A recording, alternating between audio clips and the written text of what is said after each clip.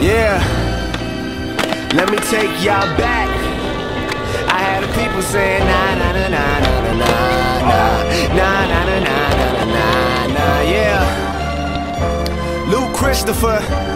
Observe, I was born on Noble back when niggas had to run away quick. See, old folks never like when young ass kids be shooting hoops down by the driveway. And if I hit the ball over the wall, I'd have to go and take the sideway. I say, I may have raised some hell in my schools, fighting in lines and trying to stay cool like Urkel on the wall, like Neuros in my hoodie and my Air Force One pair more. Though I was not a scholar, I could make the ladies holler. Started spitting from the heart when they was spitting from the wallet, talking about how they forever kings, yeah right.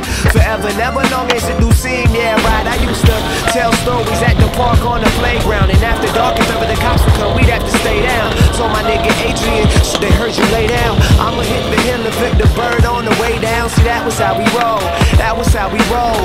We were never hood, but we had a lot of soul. So anytime I'm back at home doing a show, yo, I had that motherfucker bouncing like a pogo. Yeah, so get